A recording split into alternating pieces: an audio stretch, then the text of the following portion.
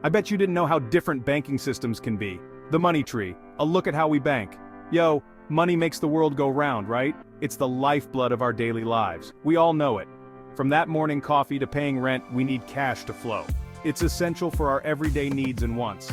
That's where banks come in, like the circulatory system of the financial world. They keep everything moving smoothly. They take our money, keep it safe, and sometimes even give us a little extra back like a weird money-growing tree. It's a system that helps us grow our wealth. But here's the thing, not all money trees are created equal. Different systems offer different benefits and challenges. Just like we got different religions and beliefs, we got different ways of looking at money and how it should be handled. Each culture brings its own perspective. That's where Islamic banking steps in, bringing a whole new flavor to the financial table. It's a unique approach that stands out. Imagine a banking system that's not just about profits but also about fairness, ethics, and social responsibility. It's a holistic approach to finance. That's the heart and soul of Islamic banking. It's built on principles that prioritize ethical behavior and social good. It's about aligning your financial life with your spiritual values, making sure your money is working for you and for the greater good. It's a way to ensure your finances reflect your beliefs. Now I know what you're thinking. Hold up, this sounds way too deep for me. But don't worry, it's more accessible than it seems. Trust me, it's simpler than you think. Once you understand the basics, it all starts to make sense. So buckle up because we're about to break down this whole Islamic banking thing and see what it's all about. Get ready for an enlightening journey into a different way of banking. Two sides of the same coin, Islamic and traditional banking. Okay, so let's get one thing straight. Both Islamic and traditional banking are in the business of handling your hard-earned cash. They both offer accounts, loans, and other financial services, providing essential support for personal and business needs. Think of them like two different recipes for the same dish. Both aim to feed you, but they use different ingredients and cooking methods. Traditional banking is all about that interest game. You deposit money, the bank lends it out, and they charge interest to make a profit. You get a cut too, but the focus is on maximizing returns, even if it means taking on some risk. Islamic banking, on the other hand, is like that friend who always splits the bill fairly. It's based on the principles of Islamic law, which forbids making money from interest. We'll get to that juicy detail in a bit. Instead, it focuses on profit and loss sharing, kind of like a partnership. You invest in a business or project and you share in the profits or losses based on your stake. Now, I'm not saying one is better than the other. It's all about finding the right fit for your values and financial goals. But understanding the differences is key to making smart money moves, no matter what side of the fence you're on. So, take your time, do your research, and choose wisely. Interesting, not so fast understanding riba. Alright, let's talk about the elephant in the room, riba. In the world of Islamic finance, this word is basically Voldemort. You don't say it and you definitely don't mess with it. But don't worry, we're going to break it down without summoning any dark wizards. In simple terms, riba means excess or increase, and refers to the prohibition of charging or receiving interest in Islamic transactions. It's seen as exploitative, creating an unfair advantage for the lender and putting the borrower in a cycle of debt. Think of it like this.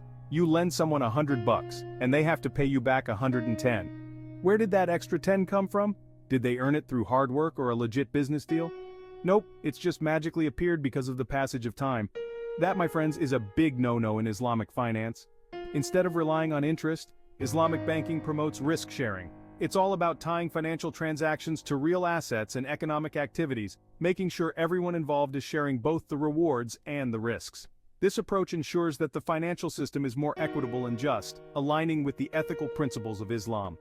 By focusing on real economic activities, Islamic finance aims to foster a more stable and sustainable economy. So the next time you hear the word riba, remember it's not just about avoiding interest, it's about promoting fairness and shared prosperity. Halal is where the heart is ethical business practices. Now let's talk about halal. No, I'm not talking about the delicious food, though I wouldn't say no to some right now. In this context, halal means permissible or lawful, and extends beyond food to encompass all aspects of life, including business and finance.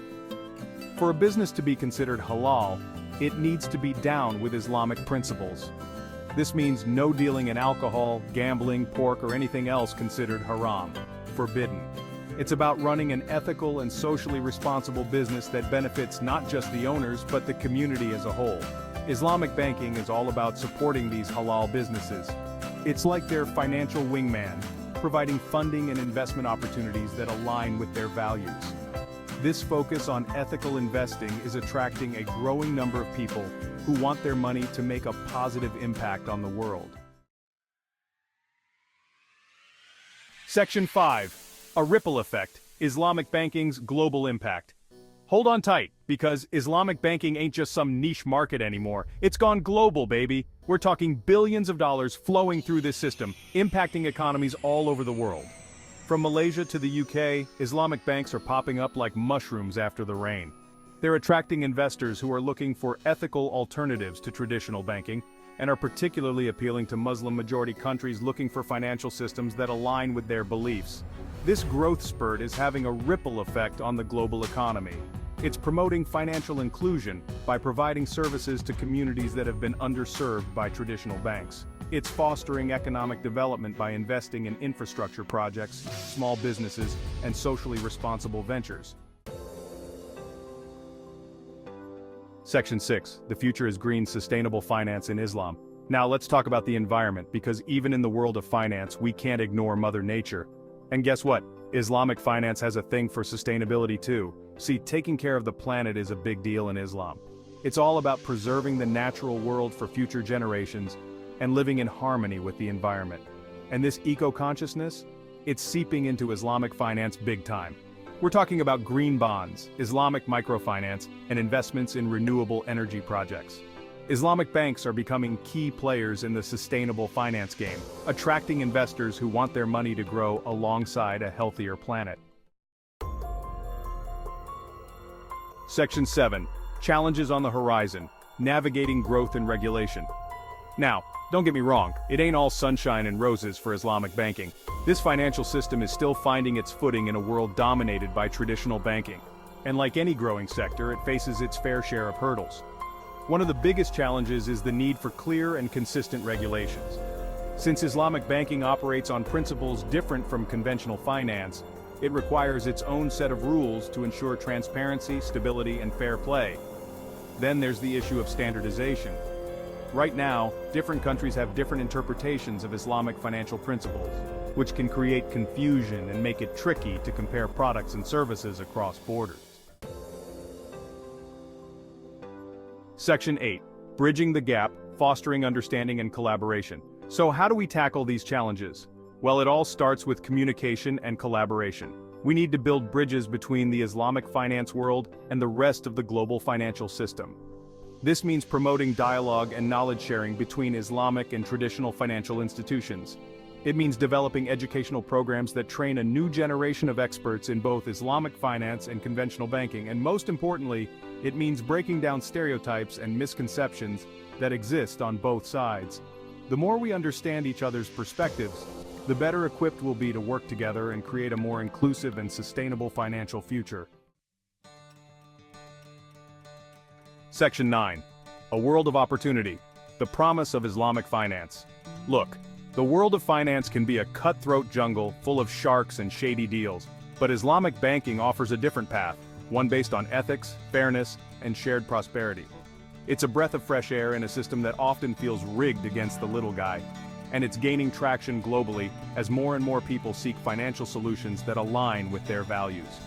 Islamic banking is not just about making money, it's about making a difference. It's about investing in our communities, supporting ethical businesses, and building a more equitable and sustainable future for everyone. And that, my friends, is something worth believing in.